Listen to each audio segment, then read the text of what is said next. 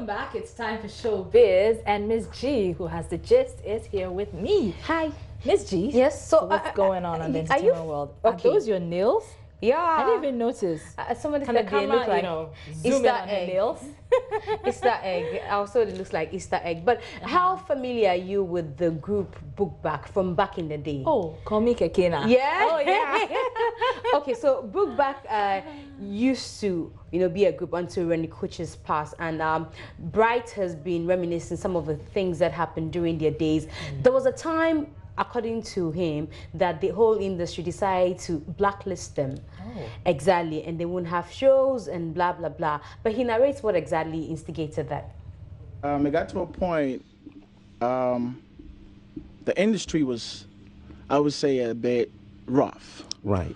As far as getting shows, was tough. You know what I mean? PRs tried their best to put us on, but things got a little crazy with us. What caused that? The economy, I'll say, back then, and also I think we had some few, bad boy attitudes somewhere.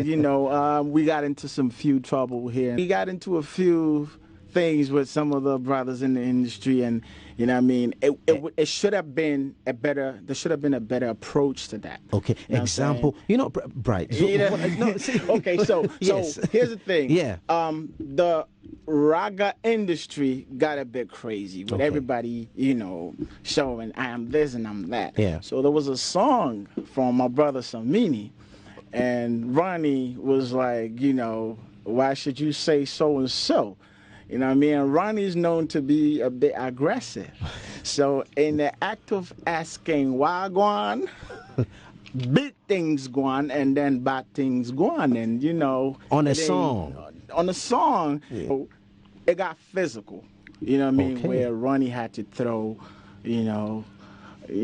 some punches and he threw his hands in the wrong direction, and unfortunately it got in the way, and people got hurt and whatnot. So it was like the modern day Shatawale vibe, you know what I'm saying? And at that point, Samini was hot, and Bookback was hot. Yeah. It was like there was better ways to actually address situations rather than getting physical.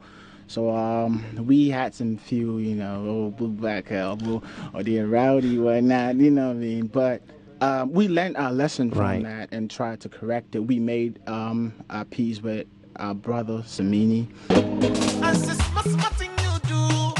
Oh wow. Yeah. So they learned their lessons. Exactly. And he also made mention that when Ronnie passed, Samini went with him, and went with him for the funeral and all that. So it means that this is in the past, obviously. Now, have you heard about the Ghana Makeup Awards?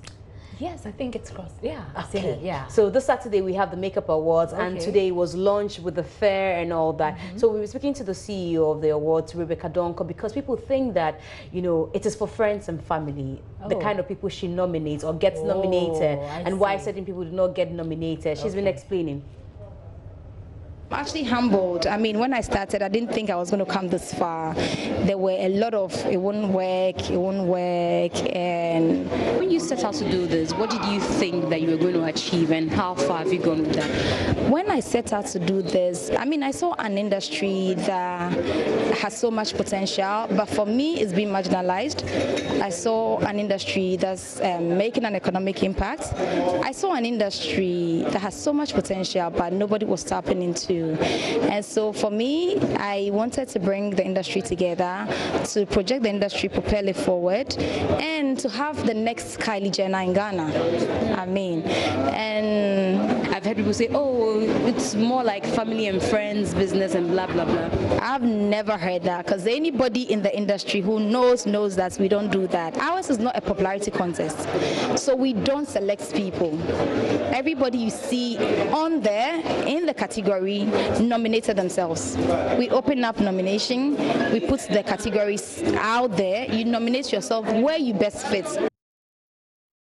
But Okay. amazing. But it doesn't answer the question, does it? Well, she says that because they don't do that, it makes it difficult for you not to show up when there's a practical for you to prove that you're good in the field that you have chosen. So basically, she tried to answer that. But on Saturday, we get to see again what happens. But it was a huge and a big deal for a lot of people who belong to the sector. The FCs, Slick, Cosmetics, people came from Nigeria and all that to grace the occasion. Okay. And we're speaking to some of these stakeholders about how far we've come with makeup. Have we learned and are we doing it right? Every generation comes with something new. I'm sure that my mother's generation didn't have all this tweaking and all those tweezers and so on. But today we have all of that. As much as possible, I'm hoping that anybody who is interested in this industry will continue to learn, improve on yourself, and be creative. I mean, creativity has no limits. We have trained so many people, and it can only get better.